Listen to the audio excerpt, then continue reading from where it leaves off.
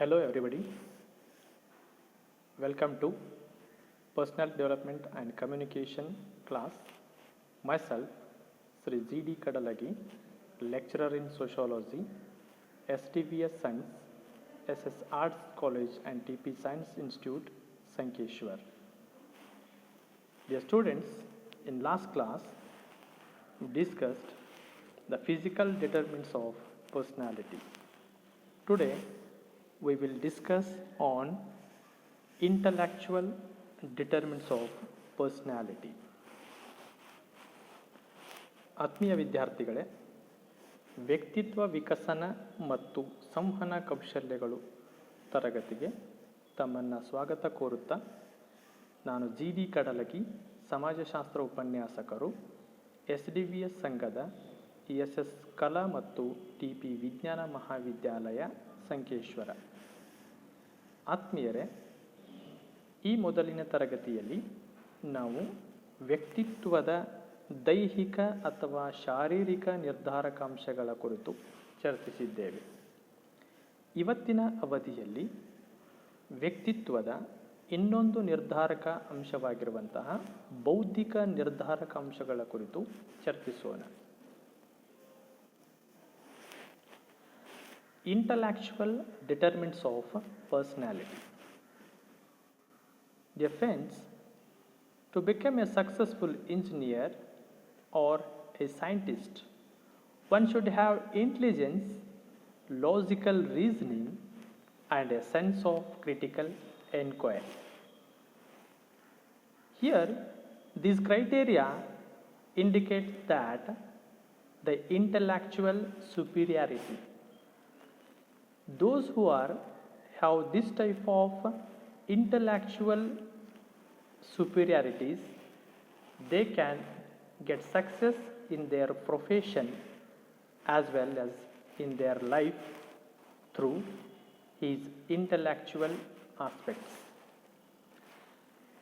Franz Joseph Gall argued that the brain is composed of many areas, each of them which governs different personality traits and intellectual abilities.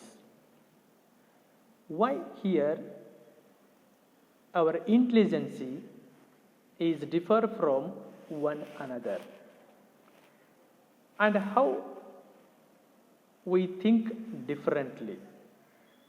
Because here Franz Joseph Gall argued that the brain is composed different areas. They always govern differently.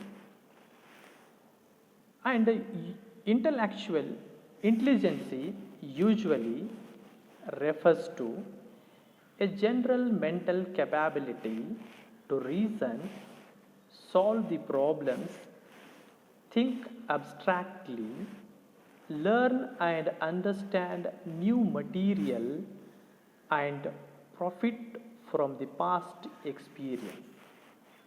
So these all also belongs to our intelligence. How we give reasons to particular situation or particular condition, and how we solve the problems which we face day to day life. When we think abstractly about some incident, about some things, and how we learn and use the new materials, for example, the use of new mobile, computer, or maybe any material, and even how we take profit from the past experience or what we learn in last period. These all related to our intellectual ability or mental capability.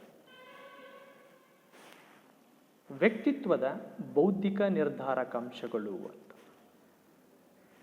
ಆತ್ಮೀಯರೇ, ಒಬ್ಬ ಯಶಸ್ವಿ engineer ಅಥವಾ ವಿಜ್ಞಾನಿಯಾಗಬೇಕೆಂದರೆ ಮುಖ್ಯವಾಗಿ ಯಾವ ಅಂಶಗಳು, ಯಾವ ಆಧಾರ ಅಂಶಗಳು ಆತನನ್ನು ಯಶಸ್ವಿಯನ್ನಾಗಿಸ್ತಾವಂತ? ಒಂದು ಬುದ್ಧಿಶಕ್ತಿ, ತಾರ್ಕಿಕ ವೈಚಾರಿಕತೆ ಮತ್ತು ಕ್ಲಿಷ್ಟಕರವಾದದ್ದನ್ನು ಶೋಧಿಸುವ ಪ್ರಜ್ಞೆ.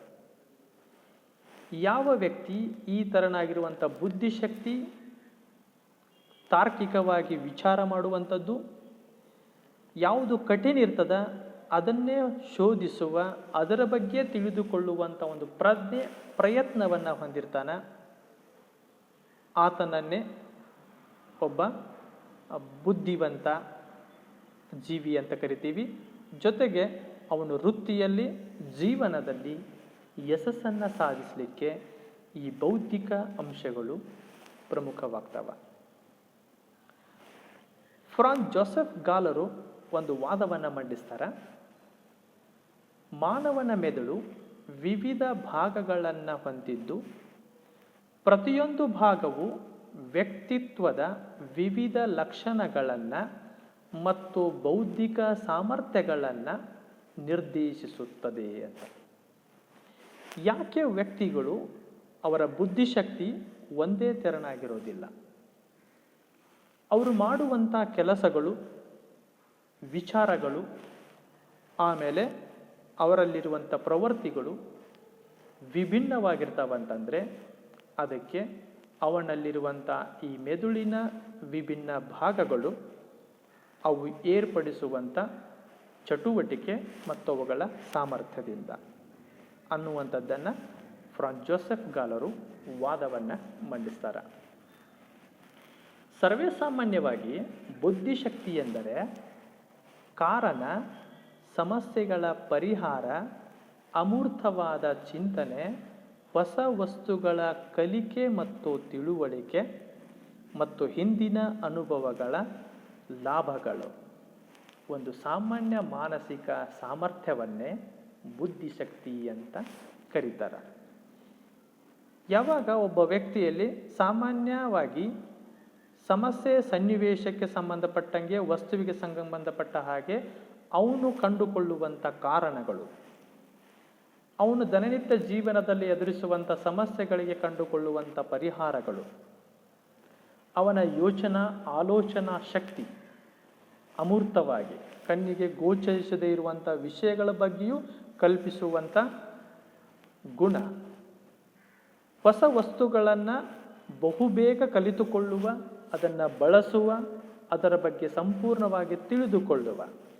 ಉದಾಹರಣೆಗೆ ಹೊಸ ಮೊಬೈಲನ್ನು ತೆಗೆದುಕೊಂಡಾಗ ಅದನ್ನು ಕಲಿತುಕೊಳ್ಳುವ, ತಿಳಿದುಕೊಳ್ಳುವ, ಬಳಸುವ ಪರಿ, ಗಣಕಯಂತ್ರದ ಬಳಕೆ ಅಥವಾ ಹೊಸ ವಾಹನ ಕಲಿಯುವಂಥದ್ದು, ವಾಹನ ಚಲಿಸುವಂಥದ್ದು, ಕಲಿಯುವಂಥದ್ದು, ಇವೆಲ್ಲವೂ ಕೂಡ ಆಮೇಲೆ ಅವನು ಹಿಂದೆ ಕಲಿತುಕೊಂಡಿರುವಂಥ ಅನುಭವಗಳನ್ನು ನೆನಪಿಸಿಕೊಂಡು ಬಳಸುವ, ಅದರ ಲಾಭವನ್ನು ಪಡೆದುಕೊಳ್ಳುವ, ಇವೆಲ್ಲ ಮಾನಸಿಕ ಸಾಮರ್ಥ್ಯಗಳನ್ನೇ ಬುದ್ಧಿಶಕ್ತಿ ಅಂತ ಕರಿತೀವಿ.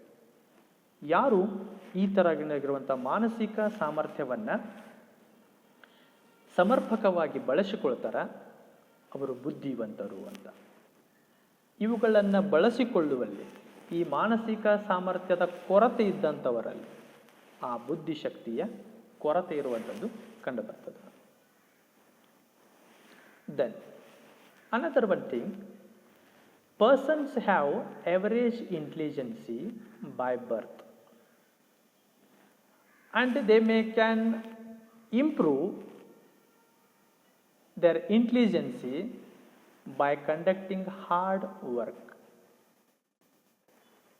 When they conduct hard work and improve their intelligence, then they may come up in life and get success.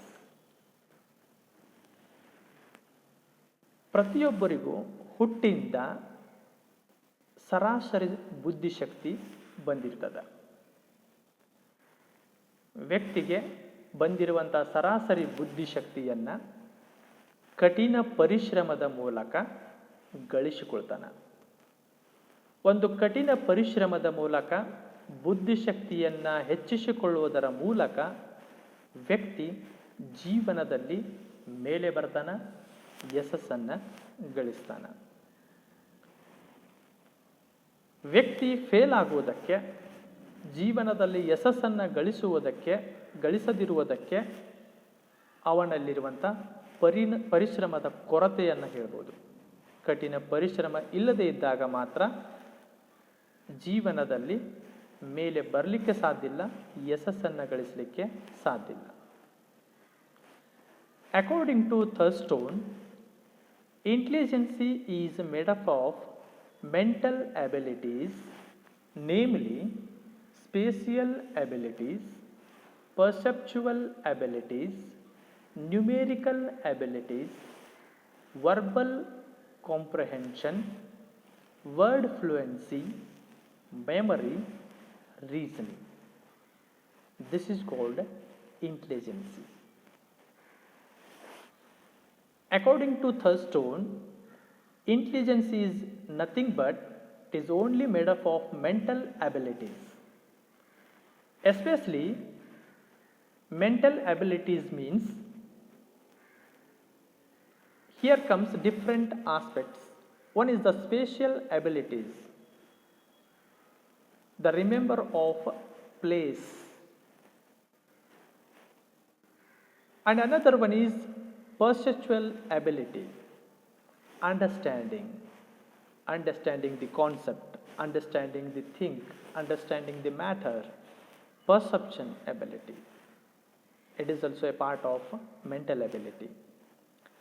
Numerical ability, the remembering of numbers, for example your mobile number, roll number, date of birth, counting, number counting. So it is also mental ability, mental capability. Verbal comprehension,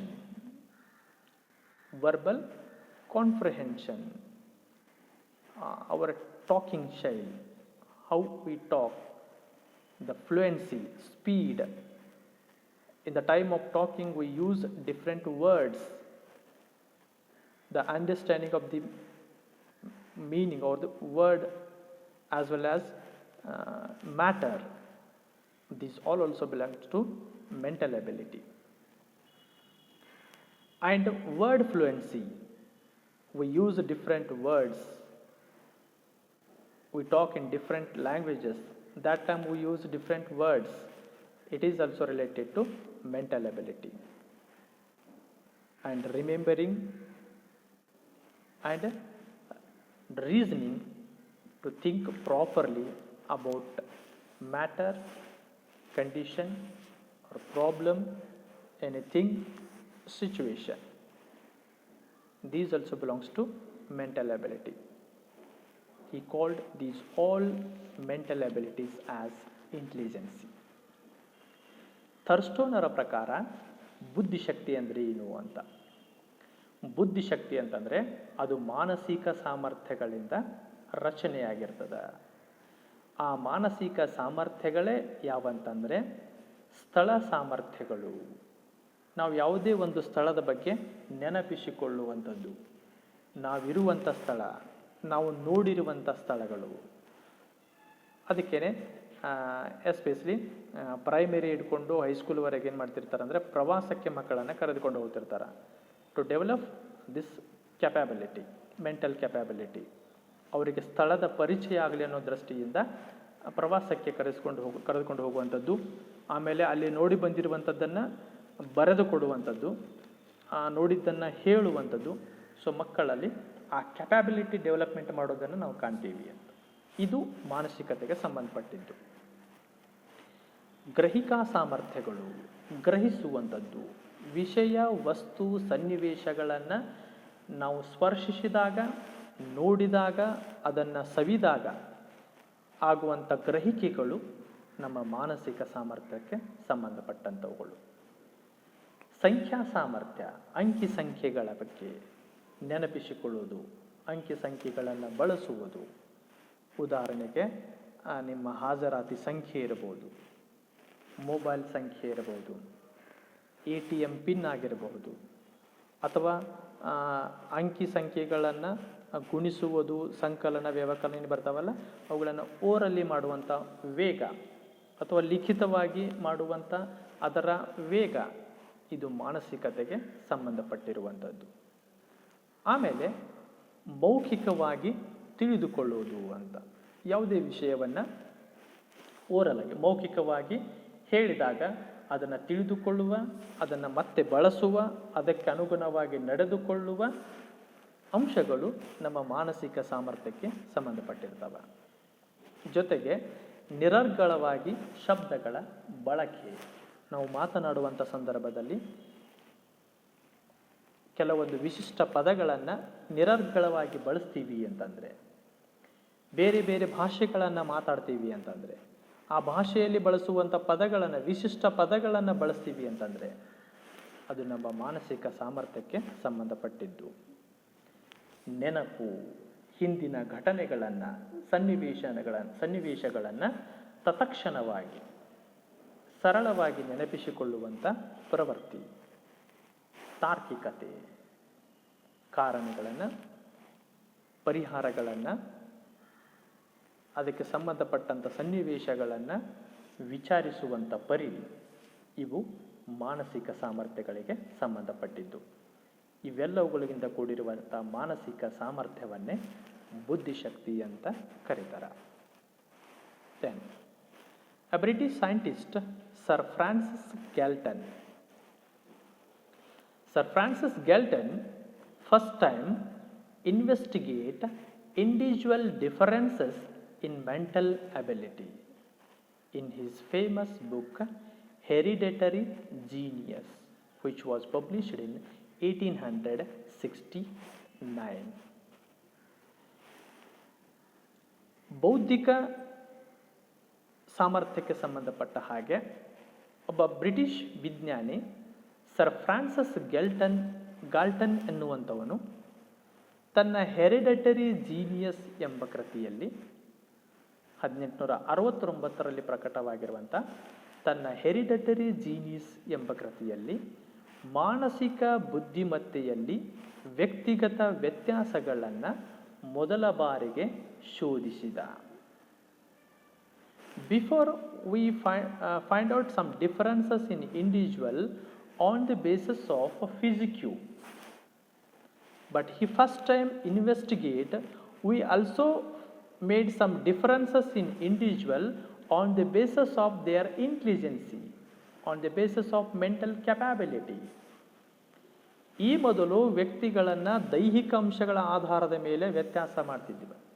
ಲಿಂಗ ಆಗಿರ್ಬೋದು, ಎತ್ತರ ಆಗಿರ್ಬೋದು, colour ಆಗಿರ್ಬೋದು, ಆಮೇಲೆ ತೂಕ ಆಗಿರ್ಬೋದು, ದೇಹದ ರಚನೆ ಇರಬಹುದು, ಇವೆಲ್ಲಗಳನ್ನು ಇಟ್ಟುಕೊಂಡು ವ್ಯತ್ಯಾಸ ಮಾಡ್ತಿದ್ದೀವಿ. ಬಟ್ ಸರ್ ಫ್ರಾನ್ಸಿಸ್ ಅನ್ನುವಂಥವರು ಬುದ್ಧಿಮತ್ತೆಯ ಆಧಾರದ ಮೇಲೆಯೂ ಕೂಡ ನಾವು ವ್ಯಕ್ತಿಗಳನ್ನು ವ್ಯತ್ಯಾಸ ಮಾಡಬಹುದು ಅನ್ನೋದನ್ನು, ಅವರ ಮಾನಸಿಕ ಸಾಮರ್ಥ್ಯಗಳ ಆಧಾರದ ಮೇಲೆ ವರ್ಗೀಕರಿಸಬಹುದು ಅನ್ನೋದನ್ನು ಮೊದಲ ಬಾರಿಗೆ ಶೋಧಿಸಿದ. And another one thing related to the intellectual determinants is that here twin and adoption studies have shown that intellectual capacities are the result of inherited characteristics interacted with the environment. Here intellectual